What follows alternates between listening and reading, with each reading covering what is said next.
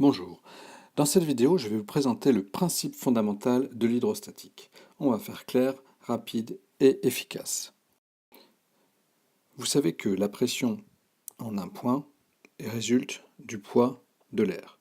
Donc, si je me place ici, la pression va consister au poids exercé par toutes les molécules d'air qui se trouvent autour de ce point. Mais de la même façon, si je descends sous l'eau, la pression exercée en ce point sera due au poids de l'air qu'il y a au-dessus, ainsi qu'au poids des molécules d'eau qui se trouvent aussi au-dessus. Donc il faut garder bien ça en mémoire, c'est ce qui va nous servir pour expliquer la formule du jour. Du coup, plus on descend en altitude ou en profondeur, plus on va descendre, plus la pression va être élevée. Prenons un volume cylindrique de liquide. La pression à sa surface, ici, la pression atmosphérique, est due, comme on vient de le voir, par le poids des molécules d'air qui se situent au-dessus. Bon, ensuite, il faudra ajouter le poids des molécules d'eau. Donc, cette formule, donc le principe fondamental de l'hydrostatique, compare la pression entre deux points, l'un qui va être situé plus haut que l'autre. Donc, on va prendre un point qu'on va appeler le point bas et un autre point qui sera le point haut. D'accord? Ils sont donc tous les deux vont délimiter une portion de cylindre que je vais assurer ici en jaune. Cette zone-là. Toute cette zone-là. Vous voyez donc le cylindre a une surface S. Ici, nous avons une hauteur H entre le point bas et le point haut. Et donc, toute la zone assurée va constituer un volume V du cylindre. Vous devez vous rappeler qu'une pression est une force divisée par une surface. Cherchons à trouver le principe fondamental de l'hydrostatique. Donc, il va nous dire la pression au point bas que nous cherchons. Elle va être égale, en fait, à la pression au point haut, qui prend en compte, donc la pression au point haut prend en compte tout ce qu'il y a au-dessus. Et donc, pour avoir la pression au point bas, il ne reste que la différence de pression exercée par ce volume d'eau ici présent. Du coup, donc on va pouvoir écrire que la pression au point bas est égale à la pression au point haut plus le poids de l'eau entre les deux points.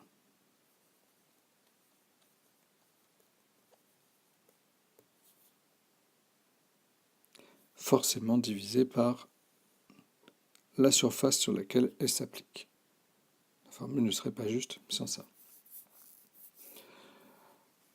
Vous connaissez tous l'expression du poids. On a donc PO plus la masse d'eau donc le masse d'eau de la partie assurée en jaune, évidemment, multiplié par G, est divisé par la surface S. G est donc l'intensité de la pesanteur, vous vous en souvenez. Pour avoir la masse d'eau, vous connaissez maintenant, on va passer par la masse volumique.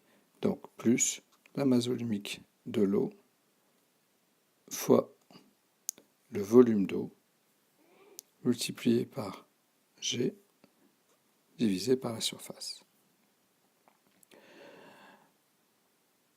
Rappelez-vous, sur un cylindre, donc on a toujours P de l'eau, P du point haut, plus ρ de l'eau, fois, donc le volume, ça sera la surface du cylindre multiplié par sa hauteur, multiplié par l'intensité de la pesanteur, divisé par S. On va pouvoir simplifier l'expression, ainsi, S, S, et donc il nous restera l'expression suivante. Il nous restera l'expression suivante, la pression au point bas est égale à la pression au point haut plus ρ fois G fois H. Donc voici la formule du principe fondamental de l'hydrostatique. donc qui vous a été expliquée, c'est la formule que vous devrez retenir. Donc vous voyez que la seule chose qui intervient pour le calcul de la pression au point bas, ça va être la pression au point haut, plus donc la masse volumique multipliée par G multipliée par la hauteur. Donc c'est la hauteur ici d'eau, la hauteur entre ces deux points qui est importante. Prenons par exemple, donc pour appliquer ça, deux points, A et B. La seule chose qui nous intéresse, ça va être la différence d'altitude H. Mais voilà, il y a certains problèmes où vous aurez en fait une histoire d'altitude. C'est-à-dire que, par exemple pour un immeuble, donc vont être importantes. Donc altitude, on part de 0, Z, vont être importantes les coordonnées ZB et ZA, qui sont prises à partir, par exemple, du sol. Ok, à ce moment-là, que va devenir la formule? Le point bas, ce sera le point A. Donc la pression au point A sera égale à la pression en B, plus ρ fois G fois H. Donc on en arrive au PB, plus ρ fois G. Alors n'oubliez pas que PA est positif, est plus grand que PB, ce qui veut dire que H doit être positif. Donc ça sera égal ici à ZB moins ZA. Dans le cas où on parle d'altitude. Si maintenant on est sous l'eau et qu'on parle de profondeur, du coup l'axe vertical est orienté dans l'autre sens. On aura ZB ici, ZA ici. Cette fois-ci, ZB sera plus petit que ZA. Donc on est en termes de profondeur.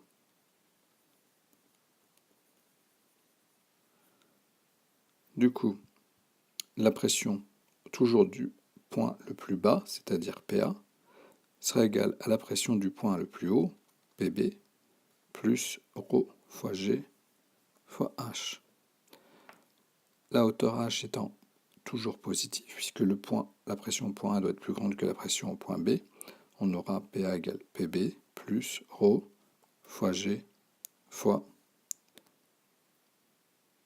ZA moins ZB, puisque dans ce cas-là, on a ZA qui est plus grand que ZB quand on parle de profondeur, d'accord?